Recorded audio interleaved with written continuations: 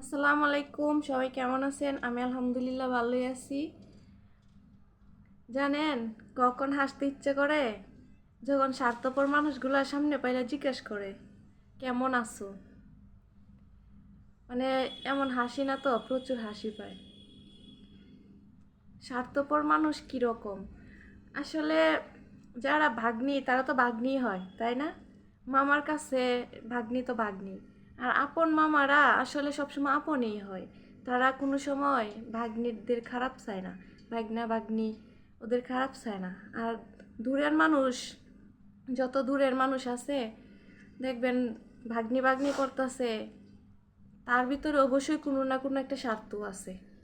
কোনো না কোনো একটা তো আছে ওর ভিতরে, যার কারণে ধরেন এত মামা মামা এত ভাগ্নি ভাগ্নি এসব করে।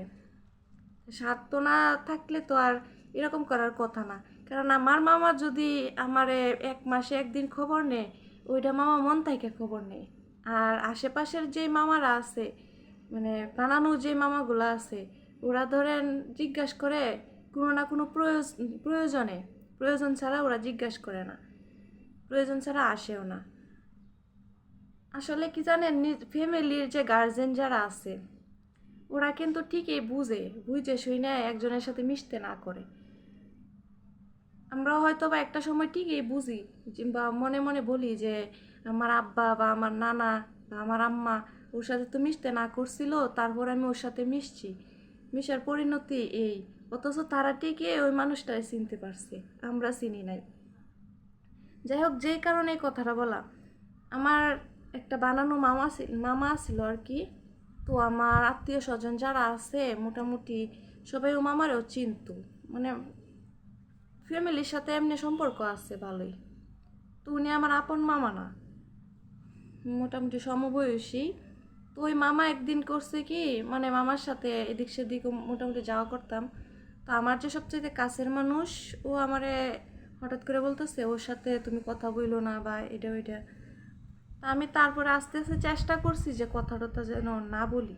মানে আমার কাছে মনে হয়েছে মামার তো কোনো স্বার্থ নাই, আমি ভাগ্নি আমারে আপন ভাগ্নির মতো দেখে, তো কথা বললে সমস্যা কি? ও না করার পরেও আমি মাঝে মাঝে কথা বলতাম, ফোন দিলে ফোন রিসিভ করতাম।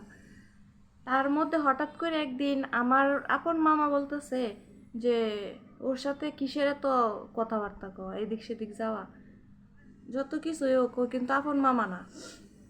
এই কথা শোনার পর আর একদিন আমার নানা আমারে বলতেছে, মানে আমি যে জায়গায় থাকি এখান থেকে আমার নানার বাড়ি কাছে আর কি। আমার নানা বলতেছে আমার আম্মার সাথে যে তাই তানজিলারে কইস তো ওর সাথে একটু কথাবার্তা যাতে কম কয় আর এদিক সেদিক যাতে কম যায়। তো আমার আম্মা আমারে বলার পরে আমি বলতেছি কি যে তোমরা সবাই কালি কেমন করো, মামা কি কোনো ইয়ার কারণে আমরা হেল্প করে?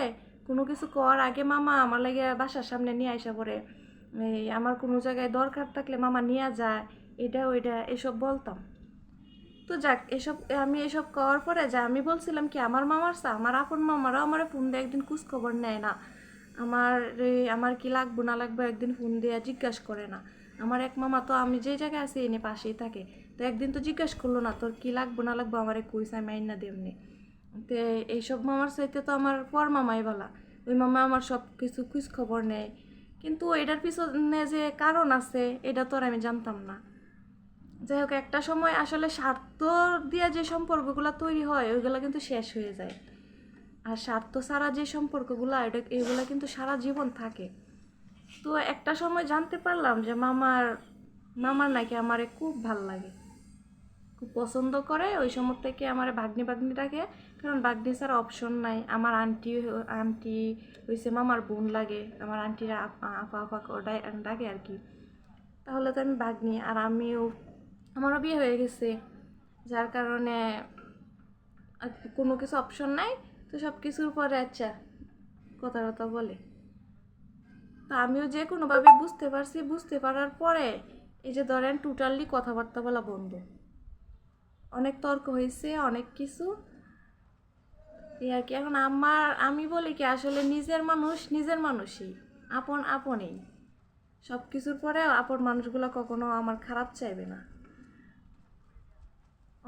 অনেক মেয়েরার ক্ষেত্রে কিন্তু এরকম আছে যে ভাইয়ারা আছেন, আপনাদের বোন টোন আছে, তাদেরকে এইসব কথাগুলো বলবেন যে পর মানুষ কোনো স্বার্থ ছাড়া পাশে আসেও না, কাছে আসেও না, কোনো প্রয়োজন ছাড়া না, ওদের কোনো না কোনো একটা উদ্দেশ্য অবশ্যই আছে।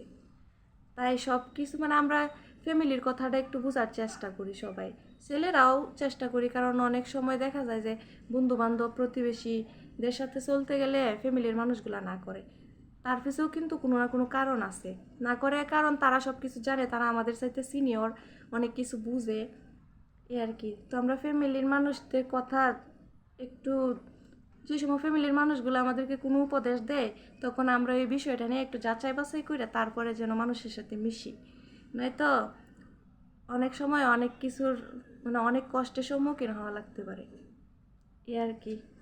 সবাই ভালো থাকবেন।